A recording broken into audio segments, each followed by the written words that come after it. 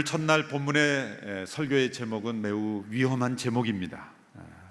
제목이 위험한 교회입니다. 인간에게는 이 두 가지 본능이 있습니다. 하나는 위험을 추구하는 이 모험의 본능이 있고, 또 한 가지는 안전을 추구하는 이 반복의 본능이 있습니다. 이 두 가지 본능이 늘 갈등하면서 때로는 모험이 앞서기도 하고 때로는 안전의 본능이 더 앞서기도 합니다. 중요한 것은 이 두 가지를 동시에 추구하기가 어렵다는 거죠. 하나님께서 우리의 인간에게 이 두 가지 본능을 주심으로 때로는 일을 하며 때로는 안식하며 하나님과 동행하는 삶으로 우리를 만들어 주셨습니다. 만일 안전을 추구하는 그러한 본능이 없이 모험의 본능만 있다면 우리는 어떻게 살아갈까?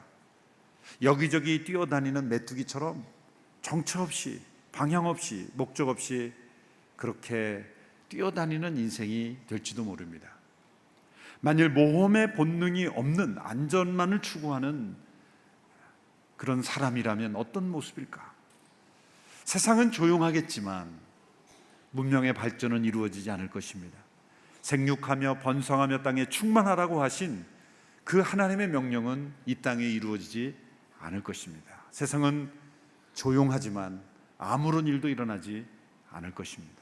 인간은 안전하지만 반복과 이 반사적인 그런 본능을 따라서만 살아가는 존재가 될 것입니다. 동물들의 많은 행동이 있지만 그 동물들의 행동은 다양하지만 다 이 반복적인 습관적인 본능에 불과한 거죠. 사람과 동물이 다른 것은 하나님께서 우리 사람에게는 이 모험의 본능, 위험을 무릅쓰고 나아가는 모험의 본능을 우리 인간에게 주셨습니다. 하나님은 위대한 모험가이시죠. 성경은 모험의 책입니다. 천지창조는 하나님의 모험입니다. 아무것도 존재하지 않는 그때 하나님은 이 만물을 창조하시고 새로운 모험을 시작하셨어요. 그 모험의 절정은 바로 인간을 창조하신 거예요. 인간을 창조하신 것은 하나님의 가장 큰 모험입니다. 왜 그럴까요? 하나님을 배신할 수도 있는 존재를 창조하신 거기 때문에 그렇죠. 왜 자신을 배신할 수도 있는 존재를 창조하시는 모험을 하셨을까요? 사랑이기 때문입니다. 사랑이 모험의 이유입니다. 사랑이 모험을 가능하게 한 동기인 것입니다. 하나님의 모험으로 창조된 이 세상, 그리고 하나님의 형상대로 창조된 인간에게 있어서 이 모험, 위험을 무릅쓰고 나아가는 이 모험의 본능은 인간의 인간됨을 설명하는 것입니다. 인간을 창조하시고 명령을 주셨습니다. 너희는 생육하고 땅에 번성하여 충만하라. 이 명령은 인간에게 모험의 본능이 없다면 절대 이루어질 수 없는 것이죠. 그런 의미에서 여러분, 결혼도 모험입니다. 너무 많이 따지면 못해요. 모험으로 하는 겁니다. 모험으로. 새로운 사람을 만나서 결혼하는 건 모험입니다. 우리에게 주어진 일도 다 모험입니다. 인생은 다 모험이에요. 하나님께서 우리로 하여금 이 모험 속에 살아가도록 우리를 만드셨죠. 그래서 문명이 발달했고, 그리고 비록 죄로 말미암아 파괴된 인생이지만 이 땅을 다스리는 존재로 우리는 여전히 살아갈 수가 있는 것입니다. 헬렌 켈러라는 분이 이런 말을 했습니다. 안전이란 우상과 같다. 위험을 피하려는 것은 정면으로 위험과 맞서는 것보다 안전하지 못하다. 인생은 대담한 모험이거나 아니면 아무것도 아니다. 앞을 보지 못하는 그분은 사람을 추구하는 안전이 때로 우상과도 같다라고 그렇게 말했습니다. 인생은 대담한 모험 아니면 아무것도 아니다. 그렇게 말했습니다. 여러분, 예수님을 믿는 것, 믿음이야말로 하나님과 함께하는 모험이죠. 때로 믿음은 위험해 보이는 선택을 요구합니다. 아브라함을 보십시오. 본토 친척 아비집을 떠나 내가 내게 지시할 땅으로 가라. 그 말씀을 따라 가는 것, 그 당시의 문화로서는, 오늘 이 시대에는 한 문화권에서 다른 문화권으로 가는 거 별로 그렇게 위험한 것이 아닙니다. 다 법적인 제도의 보호가 있고, 다 패스포트 하면 뭐 외교부의 보호가 있고, 다 이렇게 보호가 되지만 그 당시에는 갈대 우르의 문화를 떠나서 가나안 땅에 있는 이방 민족 가운데 들어간다는 것만큼 위험한 게 없습니다. 누가 보장을 해주면 누가 도와줍니까? 그것은 그의 가족들 전체를 위험으로 내모는 매우 위험한 선택입니다. 그런데 하나님께서 그 순종하는 아브라함의 믿음을 의롭다 여기시고 그 믿음이 오고는 모든 예수 그리스도를 믿는 사람들의 믿음의 표준이 된 것이죠. 아브라함의 믿음이 바로 우리 믿음이라면 우리 믿음 또한 매우 위험한 믿음인 것입니다. 다니엘을 보십시오. 더 위험한 인생을 살았죠. 바벨론 한복판에서 그는 바벨론 궁중에서 나오는 음식을 거절했죠. 이방 문화를 거절했습니다. 얼마나 위험한 선택입니까? 뿐만 아니라 하나님께 기도하는 습관을 포기하지 않았기에 그는 사자굴에 던져지는 위험에 처해 있습니다. 이런 상황이야말로 위험한 인생이 아니고 무엇이겠습니까? 그러나 그 다니엘은 자신을 하나님께서 그 위험에서 건져주지 않으실지라도 그는 하나님을 찬양했습니다. 예수님의 육신의 어머니 마리아를 보십시오. 마리아는 처녀의 몸으로 아이를 낳아야 하는 매우 위험한 부르심을 받았습니다. 마리아가 내가 예수님의 어머니가 되는 거야? 그렇게 영광스러운 어머니가 되는 거야? 그런 영광을 바라고 순종한 게 아닙니다. 마리아에게 요구되는 것은 때로 그 당시 문화로서는 돌에 맞아 죽을 수도 있는, 자신의 정혼한 남편으로부터 버림받고 오해받고 주변의 모든 사람들로부터 멸시받을 수 있는 매우 위험한 선택을 한 것입니다. 마리아의 순종, 마리아의 아멘은 그 당시의 상황에서는 너무나 위험한 하나님의 부르심에 아멘으로 순종한 겁니다. 예수님을 따른 베드로를 보십시오. 마태복음 4장에 보면 예수님께서 나를 따르라 라고 하셨을 때 그물을 버려두고 예수님을 따랐습니다. 어부가 그물을 버린다는 것은 생계를 다 버린다는 겁니다. 문자 그대로 그물을 버린 거예요. 이게 상징적인 게 아닙니다. 작정헌금한 정도가 아닙니다. 자신의 모든 직업을 문자 그대로 내려온 것입니다. 자신의 생계를 다 포기한 거예요. 매우 위험한 선택이죠. 그리고 주님을 따른 겁니다. 사도 바울이야말로 그 믿음의 길을 가면서 가장 큰 위험을 경험한 사람 아니겠습니까? 고린도전서에 보면, 고린도후서에 보면 그가 겪었던 위험을 자신이 이렇게 고백하죠. 고린도후서 11장 23절에서 제가 한번 읽어보겠습니다. 나는 수고도 많이 하고 매도 수없이 맞고 감옥살이도 많이 하고 죽을 고비도 여러 번 넘겼습니다. 유대 사람들에게 40이 하나 감한매를 5번이나 맞았고 3번 채찍으로 맞았고 1번 돌로 맞았고 3번이나 파선을 당했고 밤낮 하루 꼬박을 바다에서 헤맨 적도 있었습니다. 나는 수차례에 걸친 여행에서 강의 위험과 강도 위험과 동족 위험과 이방 사람 위험과 도시의 위험과 광야의 위험과 바다의 위험과 거짓 형제들의 위험을 겪었습니다. 나는 또 수고와 곤고와 종종 자지 못하는 것과 배고픔과 목마름과 때로 아무 먹을 것도 없는 것과 추위와 헐벗음 가운데 지냈습니다. 그가 처했던 위험의 이 깊이와 넓이와 그 충격을 보십시오. 저는 이 말씀을 읽으면서 특이했던 것이 몇 번 맞았는지 정확하게 횟수까지 다 센다는 거예요.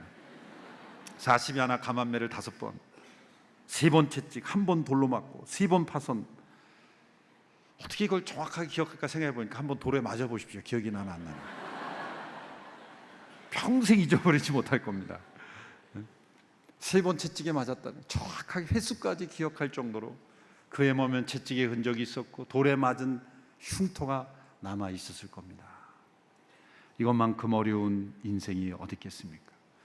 성경에 나오는 모든 믿음의 사람들, 히브리서 11장의 믿음의 영웅들은 다른 말로 표현하면 위험한 사람들의 행적이에요. 예수님을 믿고 하나님의 부르심을 따라 살아갔던 이들은 모두 다 위험한 인생을 살았습니다. 그러나 그들은 그 위험을 두려워하지 않았고 그 위험 때문에 그 길을 포기하지 않았고 그들의 마음속에 있는 그 믿음은 그들로 하여금 그 위험을 뚫고 나가는 매우 위험한 인생이지만 세상을 변화시키는 인생을 살게 했다는 것입니다.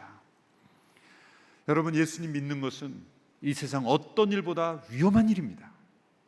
옆에 분에게 얘기해 주세요. 지금 굉장히 위험한 일을 가고 있습니다. 여러분, 성령님께 진짜 순종하면 매우 위험한 길을 갑니다. 그래서 여러분, 성령 충만을 구하지 않는 성도들이 성령 충만을 구하지 않는 이유가 바로 거기에 있어요.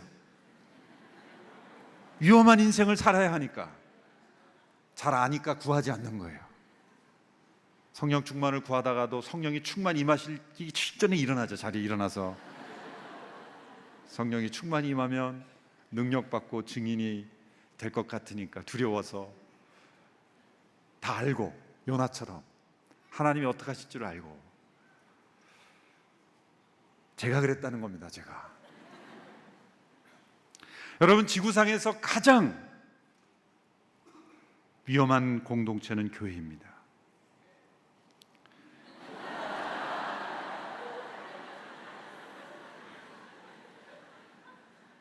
마이클 프로스트라는 선교학자가 이런 말을 했어요. 교회는 이 세상에 존재하는 하나님의 실험 정원이다.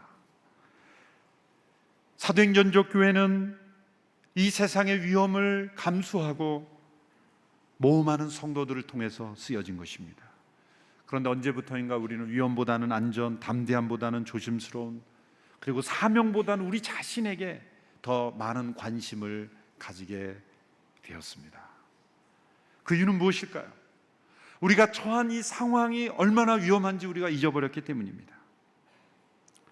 지금 교회가 처한 상황은 마치 바벨론 포로 시대와 같다고 보시면 됩니다. 소위 후기 기독교 시대라고 그러죠. 포스트 크리스텐덤 시대라고 말합니다. 포스트 크리스텐덤 시대라는 것은 이 교회가 이 사회의 중심적인 영향력을 발휘하던 시대를 크리스텐덤 시대라고 한다면 이제는 그런 시대가 끝났다는 거예요. 서구 사회가 기독교적인 문화 속에, 교회의 영향력 속에 있던 시대는 이미 끝난 지 오래됐습니다. 포스트 크리스텐덤 시대가 시작된 건 이미 오래전입니다.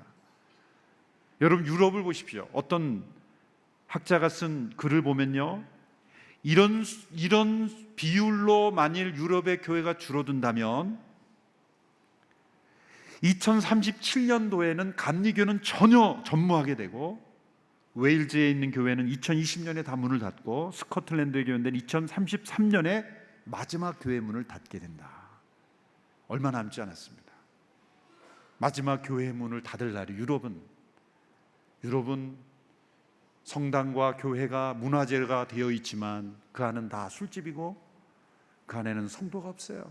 제가 미국에 있을 때 스코틀랜드에 한 목사님이 찾아왔어요. 1500년 된 교회인데 이거 좀 살 수 없냐.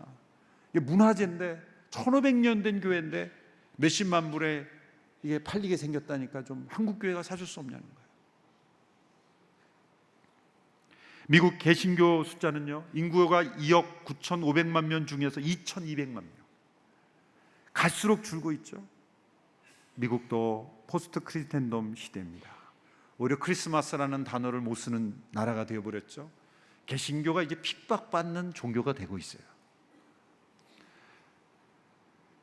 동성애 문제를 비롯해서 성경적 가치관을 실현하기 어려운 그런 국가가 되어가고 있어요. 바벨론 포로 시대와 같은 거예요. 우리 한국 사회도 마찬가지죠. 한국 교회 성도들도 급격히 줄어들고 있죠. 교회의 권위는 떨어지고 있죠. 여러분, 이 교회의 약화, 교회의 소멸은 마치 예루살렘 성전이 파괴되는 것과 비슷한 것입니다. 이런 시대에 예수를 믿는다는 것, 우리가 교회로 존재한다는 것은 어떤 의미가 있는가? 저는 두 분의 선교학자의 글을 한번 인용하고자 합니다. 제가 읽어보겠습니다. 먼저 핸드릭 크레머라는 선교학자의 글입니다. 교회는 언제나 위기 상태에 있으며 교회에 가장 많이 부족한 것은 그 사실을 가끔씩만 인식한다는 점이다. 오랜 세월 동안 교회는 별로 고난을 겪지 않았으며 그것이 곧 성공이라고 믿어왔다. 그러나 교회는 참된 본질과 사명을 충분히 살아내기 위해서는 고통을 언제나 필요로 했다. 위기와 마주치는 것이 곧 진정 교회다워질 가능성과 마주하는 것임을 잊지 말아야 한다. 한스 킹이라는 교회학자는 이렇게 말했습니다. 계속해서 새로운 지평을 찾지 않고 거처를 정하려는 교회, 즉 바깥에서 끊임없이 진을 치지 않는 교회는 사명에 충실하지 않은 셈이다. 확실성을 향한 우리의 열망을 내려놓고 위험한 일을 감수하며 실험에 따라 살아가야 한다. 우리가 위험한 교회가 되지 않으면 이 바벨론 포로 시대와 같은 이 후기 기독교 사회에서 교회는 완전히 소멸하게 될 것이라는 거죠. 반면에 이 서구 사회는 이런 포스트 크리텐덤 시대에 교회가 소멸되고 있지만, 반면에 중국 교회를 보십시오. 중국 공산당의 오랜 핍박 아래 있었던 중국 교회는 지금 어떠합니까? 중국 교회의 성도들은 급성장하고 있어요. 재작년인가요? 북경에서 한 중국 가정교회 지도자가 이렇게 말했습니다. 현재 추산하기란 1억 2천만 명조다. 3,4천만 명이 삼자교회 성도들이고 8, 9천만 명이 가정교회일 것이다. 그건 우리가 추산할 수 있는 정도니 실제 추산되지 않은 숫자는 더 많아질 수 있다. 2020년대는 아마 2억 명 정도가 될 것이다. 거의 미국의 인구와 맞먹는 2억 명 상상할 수 있습니까? 어떻게 중국 교회가 이렇게 됐지? 이렇게 수많은 성도들이 부흥하게 된 이유가 어디 있을까요? 그건 아이러니컬하게도 중국의 핍박이었습니다. 중국 공산당이 오랫동안 그 교회들을 핍박했습니다. 협조적인 삼자교회를 제외한 모든 교회는 세 가지 제재로 그들을 통제했죠. 허가되지 않은 모임 50명 이상은 모일 수 없다. 허가되지 않는 교회 건물도 세울 수 없습니다. 허가되지 않고 지도자 훈련도 할 수 없습니다. 여러분, 이 세 가지 제재가 오늘날의 중국 교회가 사도행전적 교회가 되게 했어요.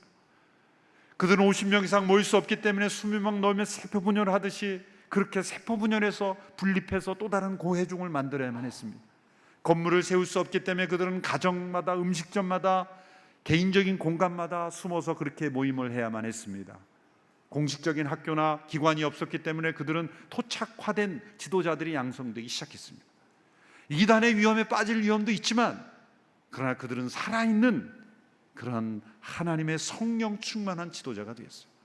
오늘의 교회도 매해 많은 중국의 성도들과 지도자들이 오죠. 그들이 얼마나 뜨거운지를 우리는 감당하기 못할 정도로, 우리와 비교할 수 없을 만큼 성령의 뜨거운 역사 가운데 그들이 있어요. 이 지구상의 사도행전적 교회를 보라 그러면 중국 가정교회가 아닌가 그런 생각이 들어요. 그들은 조직도 없고 아직 제도가 되지 않고 교회법이 뭔지도 모르고 그렇습니다. 때로는 신학교육도 제대로 받지 못했어요. 그런데 거기에는 사도행전적 교회의 모습이 있어요. 이번에 홍콩에서 중국 가정교회 지도자들 성도들의 세미나가 있어서 제가 가서 섬길 때 저는 그런 말씀했어요. 여러분, 한국교회 제도 배우려고 하지 마십시오. 앞으로 저도 강사로 부르지 마십시오. 지금까지 하던 대로 그냥 하십시오. 신학교도 많이 세우지 마십시오. 그냥 말씀 읽고 그냥 전도하고 그냥 지금처럼, 제발 지금처럼 사십시오. 교회 건물 세우고 교회 제도 만들고 교단 만들고 신학교 만들기 시작하면서 어쩌면 서구 교회처럼 능력을 잃어버린 그런 교회가 될까 봐 두렵습니다. 여러분, 서구 교회 제도 본받지 말고 그냥 주변에서 뭐라 그러든 그냥 말씀 붙잡고 그냥 가십시오. 잘 얘기했는지는 모르겠어요, 제가. 그러고 나서도 이거 제대로 얘기한 건가? 신학교도 많이 세우지 말라 그랬어요, 제가. 신학교 많이 세워서 공부 많이 한 서구교회를 보십시오. 박사는 많은데 하나님의 말씀을 있는 그대로 믿지 않는 박사님들이 많이 나와서 예수님이 쌍둥이였다니 이런 이상한 소리들이 하고.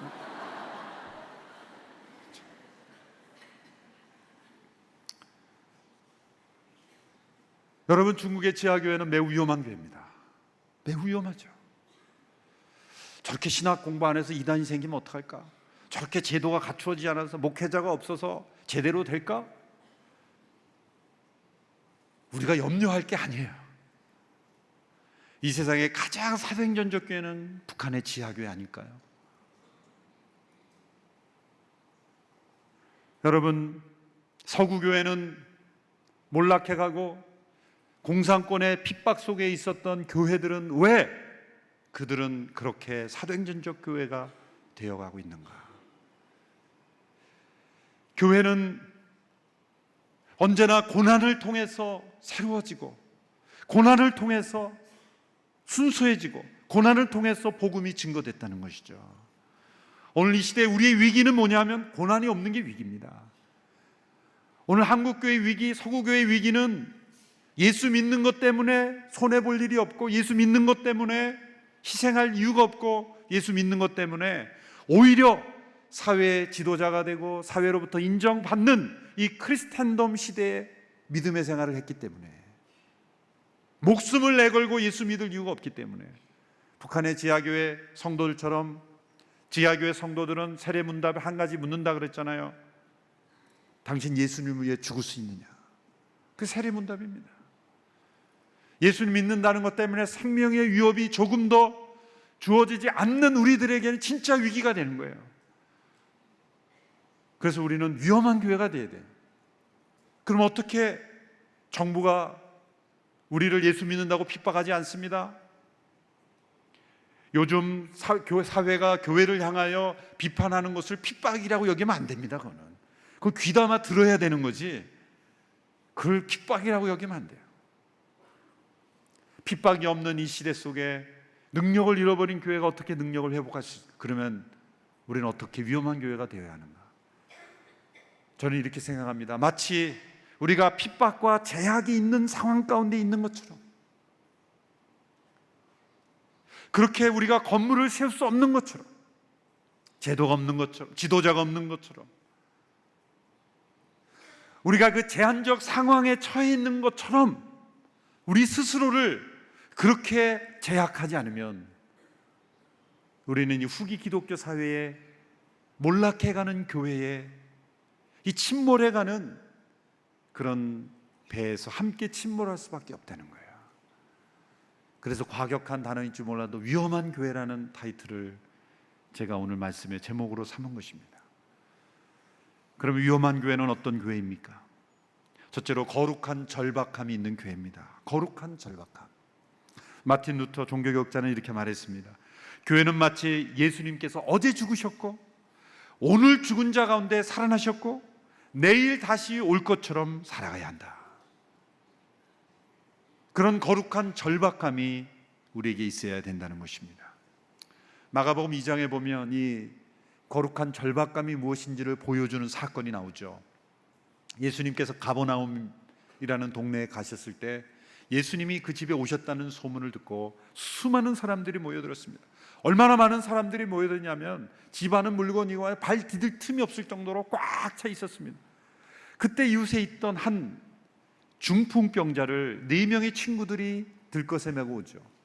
들어갈 수 없었습니다. 사람이 꽉 차 있는 그 집에 들어갈 수 없었습니다. 그때 그들은 이런 결정을 합니다.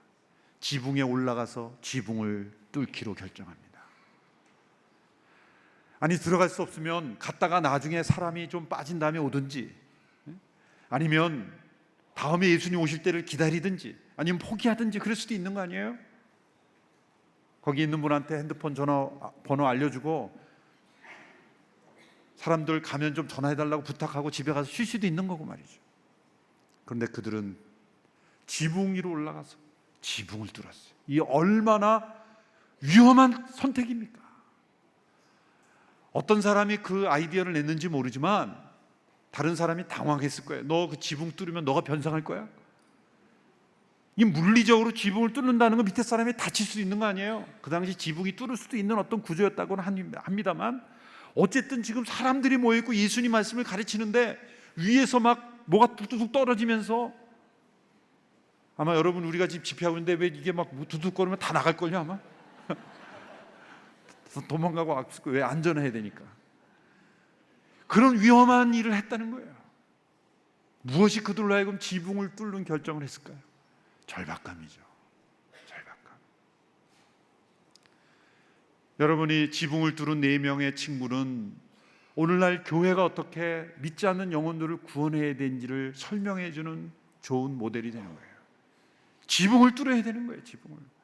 제가 맞춤 전도 집회 시작할 때 이 본문으로 많이 기도했어요. 가족이 믿지 않는 영혼이 구원하기 위해서 지붕을 뚫어야 된다면 지붕을 뚫어야 된다. 지붕이 막혀 있으면 땅굴이라도 파야 된다. 그렇게 호소를 했더니 강원도에 사는 어떤 믿지 않은 아버님을 아버지 점심 드시죠? 그러고 그냥 서울로 내달린 거야. 그냥 지붕을 뚫으라고 도전하니까 정상적인 방법으로는 뭐 오실 이유가 없으니까 욕을 먹든 말든 쫓겨나든 말든 저 강원도에 사는 아버님을 아버님 식사 대접할게요. 그러고 나서 그냥 서울까지 달린 거예요. 야, 어디까지 가냐? 그냥 서울까지 가는 거예요. 지붕을 뚫는 거예요. 그리고 그 앞에 딱 와서 교회라는 거 알고 막 노발대발 하시는 거죠. 아버님 올라가시면 멋있는 식사 테이블이 준비되어 있어요. 여기가 여기 원탁 테이블 해놨잖아요. 올라오시니까 진짜 식사라도 하고 가세요. 식사라도 하고 가세요. 그리고 누구 곁에서 식사 정성껏 대접하고 그날 복음 전해서 예수 믿었다는 거 아니에요. 네? 어떤 40대 남편을 둔 믿지 않는 남편을 두었던 아내는 저희가 처음에 이 서툴러서 이 회사로 DM을 보낸 거예요. 남편이 난리가 난 거예요. 함부로 내 연락처를 줘서 교회에서 연락 오겠다고. 그래서 부인이 쫓겨났어요. 집에서 쫓겨났어요. 저희들이 막 금식하며 기도했습니다. 우리가 전도하려고 했다가 한 가정이 부인이 쫓겨나니까 우리는 지붕을 뚫어야 된다는 일념으로 열심히 뚫었는데 사고가 난 거예요. 쫓겨났어요.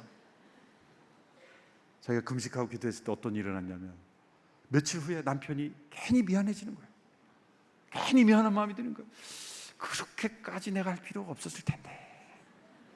하나님이 그 양심을 움직여 주셔서 결국 그 40대 남성 전도 집회 와서 예수 믿었다는 거 아니겠습니까? 한번 쫓겨나야 되는 거예요. 그냥 지붕을 뚫는 사건, 지붕을 뚫는 사건. 역사적인 사건이 몇 번 있었어요. 그때 예수 믿은 분이 선교사로 가서 지금 와 계신 분도 계실걸요? 네. 지붕을 뚫고 땅굴을 파고 선교에 있어서 얼마나 많이 지붕을 파야 됩니까? 지붕을 뚫는 교회, 위험한 교회죠. 한 영혼이 예수님 믿기 위해서라면 그 지붕을 뚫는 비용이 아무리 들어도 그 비용을 지불하기로 작정한 사람들이었죠. 예수님이 거기에 계시기에 한 영혼이 예수님을 만나기 위해서라면 어떤 희생과 대가를 치르더라도 지붕을 뚫어야 된다. 위험한 교회입니다. 그 명량이라는 영화 이순신 장군 나왔던 영화 보니까 마지막 대전할 때 그 집을 불태워버리잖아요. 집을 불태워버리잖아요.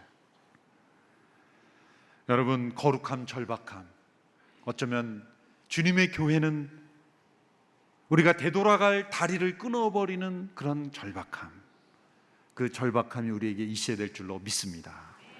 그 1519년 그 헤르난 코르테스라는 스페인 그 사람 600명의 장녀들과 함께 그 멕시코 안에 있는 그 내륙 고원을 도착했는데 600명으로 거기를 어떻게 정복해요?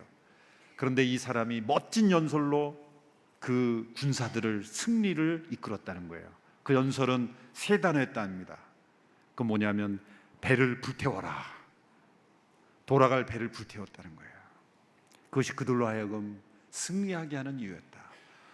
오늘 이 시대 교회가 배를 불태우고 집을 불태우고 지붕을 뚫는 그런 교회, 그런 위험한 교회이야말로 이 바벨론 포로 시대와 같은 사자굴에 던져지고 그래도 하나님을 찬양하며 우리가 승리할 수 있는 위험한 교회일 줄로 믿습니다. 둘째로 위험한 교회는 선교적 사명감이 살아있는 교회입니다. 선교적 사명감. 책을 읽다 보니까 어떤 역사가가 이런 흥미로운 지적을 했습니다. 과거에 미국에서 북아메리카에서는 여행객을 가리킬 때 트래블러라고 이렇게 말했다는 거예요. 트래블러. 그런데 어느 때부터인가 트래블러라는 단어 대신에 투어리스트라는 단어로 바뀌었다는 거예요. 근데 트래블러라는 단어의 문자적인 의미는 고생하는 사람이라는 거예요. 고생하는 사람, 고통받는 사람들이라는 거예요. 다른 문화권에 가서 고통을 받으며 그 문화 속에서 위험을 감수하며 때로 희생당하기도 하는 그런 트래블러.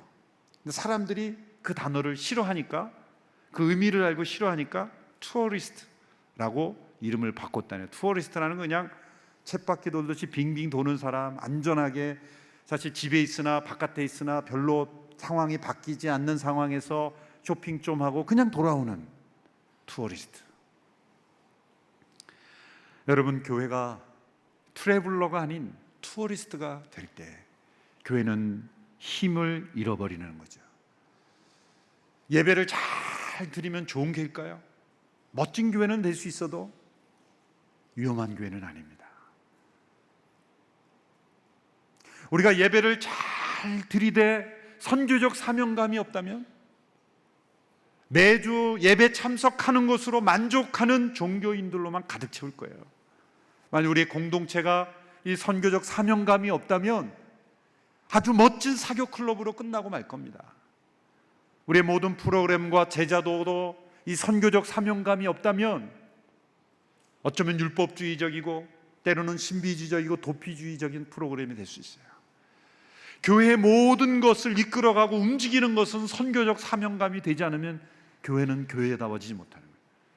트래블러가 아닌 투어리스트가 되고 마는 것입니다. 여러분, 어떤 사명을 함께 수행하는 위험한 상황에서 함께 사명을 수행하는 사람들은 서로가 필요해요. 내 능력과 내 힘만으로는 안 되기 때문에 서로를 의지할 수밖에 없는 거예요. 서로를 도와줘야만 되는 것입니다. 여러분, 투어리스트는 동료가 필요 없어요. 여러분이 어떤 단체 여행, 이렇게 모르는 사람들과 단체 여행 가지 않습니까? 같은 목적으로 같은 지역을 돌아다니는 투어리스트죠. 그 사람들에게 자기의 속마음을 얘기할 필요가 있습니까? 도움을 요청할 필요가 있습니까? 그냥 피상적인 관계만 맺고 돌아오는 거예요. 우리 공동체가 유사 공동체, 진정한 공동체가 아니라 그냥 겉사람만 나누는 그런 공동체가 되는 이유는 사명이 없기 때문이에요. 서로 의지하고 붙잡아 줘야 될 이유가 없기 때문에 그런 피상적인 공동체가 되고 마는 것입니다. 만약 우리 공동체가 선교적 사명으로 하나 된 공동체라면 거기에는 진정한 나눔이 있고 깊은 속마음을 나누고 서로를 위해서 기도하고 상처가 있으면 치유하고 연약함이 있으면 강하게 하고 서로를 붙잡아주는 공동체가 될 줄로 믿습니다. 때로 오늘 이렇게 예배가 좀 능력이 없어졌다, 그렇게 얘기하는 분이 계세요. 두 가지입니다. 오늘 교회 선교적 사명감이 약해졌든지 아니면 말하는 그분 자신이 선교적 사명감이 없든지. 예배를 아무리 순서 바꾸고 갱신하고 바꿔도 선교적 사명감이 없으면 예배는 예배가 되지 않는 거예요. 여러분, 사명보다 교제에 더 신경을 쓰는 공동체는 결국 둘 다 잃어버립니다. 여러분, 교제가 잘 돼야 우리가 사명도 감당할 수 있다고 생각하죠? 아닙니다. 진짜 교제는 사명이 교제를 만들어요. 위험한 교회는 선교가 우리의 교제, 공동체, 예배, 사역 모든 것을 이끌어가는 교회가 위험한 교회예요. 어느 책을 읽는 가운데 이 문화인류학자 빅터 터너라는 분이 한 남아프리카의 한 부족에서 행해지는 이 통과 의례식에 대해서 쓴 글을 읽었습니다. 이것은 그 부족이, 은덴부라는 부족이 소년에서 성인으로 전환될 때 그 남자 아이들에게 어떻게 하는지를 보여주는 성인 의례를 연구한 거예요. 이 인류학자의 연구인데 아주 흥미로운 것은 이 소년들을 이제 성인이 되기 직전에 성인 시기로 치루어지기 전에 그 마을에서 다 쫓아낸다는 거예요. 다 쫓아낸다는 거예요. 물론 아프리카 정글이니까 열매도 따먹고 그러니까 오늘 시대는 다르겠지만은 쫓아내는 거다. 그래서 그 아이들끼리 함께 생존을 해야 되는 거예요. 서바이벌 해야 되는 거예요. 어른들은 몇 주마다 한 번씩 방문해서 잔소리하는 것으로 끝나고 실제 그들이 살아내야 하는 것입니다. 부모의 보호의 울타리를 벗어나게 함으로써 그들은 안전한 상황에서 매우 위험한 상황에 처해야 되는 거죠. 제한적 상황에 처해야 돼. 한계 상황에 도달하고 시련에 그들이 부딪히게 하는 것입니다. 바로 그때 그들이 거기서부터 지혜를 얻고 서로를 의지하고 살기 위해서 몸부림치면서 그들이 남자로 변화되어 간다. 그래서 13살까지는 그들이 엄마 품에 있다가 이제 성인이 되기 전에 그 통과 의례를 거치고 난 뒤에 돌아왔을 때는 남자로 변화되어 간다라는 글이 있습니다. 그 학자는 이러한 경험을 가리켜 코뮤니타스다 이렇게 불렀어요. 이 코뮤니타스는 한계적 상황 속에, 시련 속에서, 극심한 고난 속에서 하나됨을 경험하는, 그러니까 커뮤니티라고 말하기보다도 더 강렬한 사명으로 하나 된 공동체를 코뮤니타스다 이렇게 불렀다는 거예요. 여기서 이 선교학자는 아이디어를 얻어 이렇게 적용합니다. 교회는 단순한 커뮤니티가 아니라 코뮤니타스가 되어야 된다. 코뮤니타스가 되어야 된다. 이 코뮤니타스를 경험하는 것을 교회 안에서 가장 많이 보는 사례가 단기 선교 아웃리치죠. 단기 여행을 갔다 오면은 다들 막 영적 전사가 돼서 돌아와요. JDS 우리 각 공동체 프로그램에서 여름 선교 아웃리치를 갔다 오면 막 영적 전사예요. 나와서 워십 댄스도 하고 막 암송도 하고 그러는데 어떤 분은 저분이 저런 믿음이 아닌데 라고 생각할 때도 있지만, 그러나 그분들이 코뮤니타스를 경험하면서 영적 군사가 되어가는 것을 경험해요. 오늘의 교회가 지금까지 하나님께서 은혜를 베풀어 주신 까닭은 많은 선교사님들, 오늘 나와서 찬양한 선교사님들은 코뮤니타스를 경험하는 거예요. 선교사에서 그 선교사님들을 지원하기 위해서 함께 지원으로 공동체를 이루어 아웃리치를 갈 때 그 성도들은 코뮤니타스를 경험하는 거예요. 이 안락하고 자유롭고 편안한 환경에서는 경험할 수 없는 그런 선교지에서의 경험, 그 경험이 코뮤니타스를 경험합니다. 우리 찬양 사역팀들이 저 시골 오지에 있는 작은 교회를 가서 찬양을 불러주고 아웃리치를 갔다 오면 영적인 성령의 충만이 더 높아지죠. 코뮤니타스를 경험한 거예요. 그래서 오늘의 교회는 오늘의 커뮤니티 처치가 아니라 오늘의 코뮤니타스 처치가 되는, 한 목사님께서 2,000명 선교사 파송, 1만 명 사역자의 비전, 정말 아직도 우리가 감당하기 어려운 비전이에요. CGN TV 얼마나 감당하기 어려운 비전일까? 가끔 저는 자다가도 깨요. 이거 어떻게 감당하나? 그런데 그 감당하기 어려운 비전이 오늘의 교회를 코뮤니타스로 만든 거예요. 우리가 할 수 있고 쉽게 해치울 수 있는 일들만 했다면 아마 오늘의 교회가 선교 이렇게 사파송 많이 안 하고 선교 후원금 많이 안 보내고 CGN TV 안 하고 했으면 강남에 큰 교회 같은 건물 한 10개는 졌을 겁니다. 아마 저희는 LED 번쩍이는 화면도 아니에요. 아직도 프로젝트인데 저기 이렇게 철사줄로 매달려 있는 거 보세요. 다른 게 목사님들 와서 보면 웃습니다. 아직도 저런 거 쓰나. 그런데 저희는 프라이드가 있어요. 코뮤니타스이기 때문에. 우리는 지금 전쟁터에서 언제든지 싸고 뛸 수 있는 그런 코뮤니타스예요. 코뮤니타스. 우리가 보이는 것에 많은 투자하기보다는 선교사역의 CGN TV를 통해서 온 세계에 복음을 증거하는 일에, 더 멋진 세상을 통해서 저개발 국가를 구호하고 돕고, 또 우리 한동대학교, 또 몽골국제대학, 많은 우리 선교기관들을 돕는 일에 우리 선교사님들 후원하는 일에 성도님들이 비전 헌금으로 여러 가지 모양으로 다 후원하죠. 때로는 감당하기 어려울 만큼 많은 요청이 있어요. 일주일에도 몇 건씩 곳곳에서 요청이 들어와요. 그럴 때마다 이걸 어떻게 감당하나 염려가 되지만, 그렇지 이러한 부담감이 있기 때문에 오늘의 교회가 코뮤니타스가 되는구나.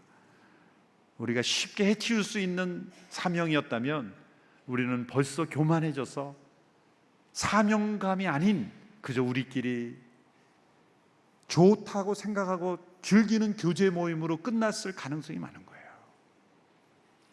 그러므로 2,000명의 선교사를 한 목사님이 하셨죠. 지금 누적 파송은 1,800명이 넘었죠. 근데 저는 이 비전을 이렇게 재해석하고 싶습니다. 지금 활동 중인 파송 선교사가 870여 명인데 2,000 선교사의 비전, 2,000명 보내는 게 아니라 액티브한 선교사가 2,000명이 되는 비전이에요. 더 스트레스 받죠? 거의 핍박 수준의 비전이죠. 보니까 핍박이 없어요. 우리는 핍박을 스스로 만들어야 돼요. 그러면 정부한테 핍박해달라고 요청할 겁니까? 우리가 서로 싸우는 건 핍박이 아니에요. 그건 자멸이지. 그럼 어디서 핍박이 와요? 하나님이 주신 원대한 비전이 우리에게는 핍박이구나. 우리 스스로 제한적 상황으로 하나님께서 살아가신 비전을 향해서 우리가 순종하며 나갈 때 우리는 단순한 커뮤니티가 아니라 커뮤니타스가 되는 거예요. 오늘 이 저녁 여러분 아주 유식한 단어를 하나 배웠어요. 커뮤니티가 아니라 커뮤니타스다. 오늘의 교회는 선교적 공동체로서 사명감에, 순도 사명감이요, 찬양팀도 사명감이요, 예배팀도 선교적 사명감이요, 우리 어린 자녀들도 사명감이요. 어린 자녀들도 그냥 예배만 드리는 자녀들하고 아웃리치를 갔다 온 자녀들하고 차원이 달라요. 마치 일반 사회에서 군대 갔다 온 아이들이 철이 들어서 오듯이 이 군대가 커뮤니타스의 기능을 하는 거예요. 우리 한국 사회에 사실. 그래서 한 목사님이 늘 주장했던 게 여성도 다 군대 보내야 된다는 이유가 일리가 있는 거예요. 그게. 목회를 해보니까 알겠더라고요. 한 목사님 왜 그런 얘기를 하셨는지. 커뮤니타스, 그냥 우리끼리 교제가 아니라 커뮤니타스가 되려면 뭔가 그런 경험을 해야 된다는 거예요. 그래서 오늘의 교회가 모든 모임마다 우리 자신이 아닌 사명으로 불타오르는 그런 커뮤니타스, 그런 위험한 교회가 되기를 축원합니다. 셋째로, 위험한 교회는 자기 십자가를 지고 예수님을 따르는 교회입니다. 여러분, 왜 이 모든 것이 위험해 보여서 두려워합니까? 자기 십자가를 지라는 주님의 부르심에 따르지 않았기 때문입니다. 여러분, 예수님 믿는 것은 매우 위험한 일이라 그랬죠. 왜 그렇습니까? 예수님 우리를 부르실 때 뭐라고 말씀하셨어요? 자기 십자가를 지고 나를 따르라. 자기 십자가라는 것은 십자가에서 죽으라는 겁니다. 죽으라는 거예요. 어떤 종교 지도자가 와서 죽으라고 도전한 지도자가 있습니까? 다 너희들의 행복을 위해서, 너희들의 형통을 위해서, 너희들의 잘 사는 인생을 위해서 이런 교훈을 따르면 너희는 잘 살게 될 것이다, 그렇게 나가지 어떤 지도자가 와서 죽으라고 도전합니까? 그러나 예수님은 나를 믿는 것은 자기 십자가를 지고 너의 옛 육신을 십자가에 못 박는 일이라고 말했어요. 오늘 본문 누가복음 9장 23절 24절의 말씀을 우리 다시 한번 함께 읽겠습니다. 시작. 누구든지 나를 따르려면 자기를 부인하고 날마다 자기 십자가를 지고 따라야 한다. 누구든지 자기 생명을 구하려는 사람은 잃을 것이요, 누구든지 나를 위해 자기 생명을 잃는 사람은 구하게 될 것이다. 여러분, 모두가 왜 안전을 추구합니까? 자기 생명을 구하려기 때문에요. 그러나 예수님 말씀하셨어요. 내가 안전해 보이는 길, 자기 생명을 구하려는 길을 선택하면 그게 위험한 길이다.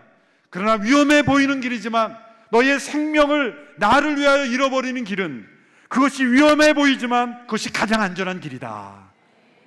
여러분, 가장 안전한 길은 우리가 가장 위험해 보이는 길을 가는 거예요. 그것은 자기 십자가를 지고 예수님을 따르는 길이에요. 여러분, 가장 안전한 삶은 잃어버릴 것이 없는 삶이 가장 안전한 거예요.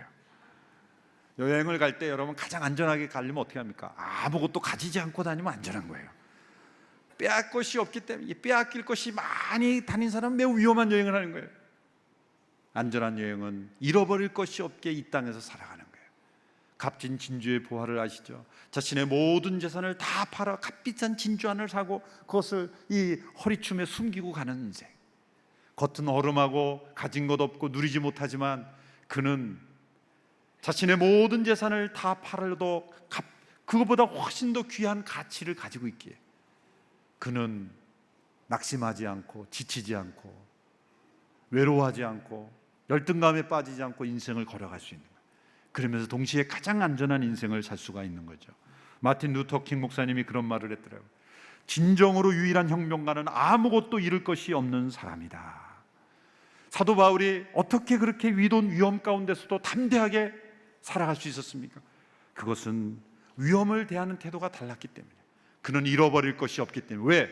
이미 모든 생명을 주님께 드렸기 때문에, 그리고 그 안에서 영원한 생명 가운데 발견했기 때문에, 그는 이 세상에서 강도 위험을 당하던, 배가 파손되던, 40의 감한매를 5번 맞든 6번 맞든 자신의 육신이 부서지는 위험에 처해도 그는 두려워하지 않았던 거예요. 여러분, 가장 위험한 사람은 위험을 두려워하지 않는 사람이 위험한 사람이에요. 위험한 교회는 복음이 증거되는 일에 처하는 어떤 위험도 두려워하지 않는 교회가 위험한 교회입니다. 갈라디아서 6장 14절에 그는 이렇게 고백했죠. 그리스도 일에 세상이 내게 대해 십자가에 못 박혔고 나 또한 세상에 대해 그러합니다. 세상에 대해서 못 박힌 사람은 세상이 두려워하지 않는 거예요. 빌립보서 1장 20절 21절 말씀 우리 같이 한 목소리로 읽겠습니다. 시작. 내가 간절히 기도하고 소망하는 것은 내가 어떤 일에도 부끄러워하지 않고 항상 그랬듯이 지금도 담대하게 원하는 것은 살든지 죽든지 내 몸을 통해서 그리스도가 위대하게 되시는 것입니다. 이는 내게 사는 것이 그리스도니 죽는 것도 유익하기 때문입니다. 얼마나 위험한 사람입니까? 죽는 것을 유익하다고 말하니 누가 이 사람을 감당할 수 있겠습니까? 여러분, 죽는 것이 유익한 줄 믿습니까? 3분의 1만 믿으시네. 죽음이 나에게 유익이다? 이러한 각오와 믿음이 있는 사람은 세상을 두려워하지 않습니다. 세상에 여러분 제일 무서운 사람이 어떤 사람이에요? 이렇게 달려드는 사람이라고 제가 얼마 몇 달 전에 설교했었죠. 세상에 제일 무서운 사람은 죽기밖에 더 하겠어? 이 사람 감당 못해요. 나 죽여 죽기밖에 더 하겠어? 이런 사람은 어떻게 감당해요? 그런데 여러분, 우리 그리스도인들은 죽기밖에 더 하겠어가 아니에요. 살기밖에 더 하겠어? 우리는 죽어도 사는 인생인 줄로 믿습니다. 그러니까 우리는 살기밖에 더 하겠어? 그리고 때로 죽을 수도 있는 거예요. 살기밖에 더 하는데 우리가 뭘 두려워하겠습니까? 세상이 감당하지 못하는 사람들이죠. 옆에 분에게 얘기해 주세요. 살기밖에 더 하겠습니까? 여러분, 믿음의 삶은 영적인 모험입니다. 모험이 없으면 교회가 아닙니다. 우리는 안전하고 안일한 삶에 집착하는 것을 죄로 여기고 회개해야 하는 줄로 믿습니다. 한 이야기가 제 마음을 움직여서 여러분들에게 들려드리고 마치고자 합니다. 블란든이라는 한 유명한 프랑스 이 줄타기 고개사에 관한 이야기입니다. 1894년 어느 날 이 블란든이라는 사람은 수천 명이 모인 자리에서 외줄타기를 합니다. 카나다 쪽에서 미국 쪽으로 나이아가라 폭포를 이제 외줄타기로 건너는, 요즘도 그런 고개 하는 사람들이 많더라고요. 근데 1894년부터 그게 내려온 거더라고요. 자, 그 사람이 이제 외줄을 타고 그 줄을 타며 그 캐나다 쪽에서 미국으로 건너옵니다. 수많은 사람들이 그의 이름을 외칩니다. 블란든, 블란든. 그 블란든이 이제 군중을 향해 소리칩니다. 여러분, 저는 블란든입니다. 여러분, 저를 믿으십니까? 사람들은 외칩니다. 우리는 믿습니다. We believe, we believe. 우리는 블란든을 믿습니다. 그때 그렇게 다시 질문합니다. 여러분, 그렇다면 제가 제 어깨에 한 사람을 업고 이 외줄을 타고 강을 건널 수 있을 거라고 믿으십니까? 그랬더니 우리는 믿습니다. We believe. 우리는 믿습니다. 그런 거예요. 그렇다면 누가 나오겠습니까? 여러분 웃지만 그 당시에는 조용해졌다는 거예요. 쥐죽은 듯이. 아니, 믿는다고 고함 쳐놓고 그러면 누가 내 등에 엎쳐서 저와 함께 이 나이아가라 폭포를 건너가겠습니까? 그랬더니 아무 대답 안 해요. 아마 눈치를 살짝 피했겠죠. 그럴 때 한 사람이 나왔다고 합니다. 나중에 보니까 그 사람은 블란든의 사업 매니저라 그랬대요. 어쨌든 수많은 사람들이 우리는 믿습니다, 믿습니다 그랬고, 그러면 누가 내 어깨에 타서 함께 건너겠습니까? 그럴 때는 아무도 나서지 않았다. 그렇다면 믿는다는 게 뭐예요? 우리가 예수님 믿습니다, 믿습니다 그랬다면, 그래, 그러면 누가 나와 함께 십자가에 못 박힐래? 그러면 조용한 거죠. 믿는 게 아닌 것입니다. 진짜 믿는다면 예수님과 함께 십자가에 못 박히는, 정말 믿는다면 그것은 위험해 보이지만 가장 안전한 선택인 줄 믿고 주님과 함께 동행하는 걸음인 줄로 믿습니다. 잭 런던이라는 분이 쓴 이 시의 고백이 우리의 고백이 되기를 원합니다. 함께 읽어드리고 마치겠습니다. 나는 먼지보다는 차라리 재가 되리라. 나는 메마른 찌꺼기가 되어 꺼져가느니 차라리 찬란한 불빛 속에 타오르는 불꽃이 되리라. 나는 생기 없이 목숨만 부지하는 행성이 되기보다 차라리 당당한 유성이 되어 내 모든 파편들이 장엄히 빛나게 하리라. 인간의 고유한 기능은 존재하는 것이 아니라 살아내는 것. 나는 존재를 연장하려고 나의 날들을 낭비하지 않으리라. 나는 나의 시간을 사용하리라. 온누리교회 창립 30주년을 맞이하면서 우리 온누리교회가 위험한 교회 될 수 있게 되기를 축원합니다. 위험해 보이는 모험을 두려워하지 않는 그런 교회가 되기를 바랍니다. 복음 전도를 향한 거룩한 절박함이 가득하게 되기를 축원합니다. 그리고 선교적 사명감이 온누리교회 모임마다 우리 가슴을 사로잡는 그런 교회가 되기를 바랍니다. 날마다 자기 십자가를 지고 예수님과 함께 죽고 함께 사는 것을 경험하는 참된 믿음의 모험을 살아가는 우리 모든 성도들, 그런 위험한 믿음의 사람들 되기를 주님의 이름으로 축원합니다.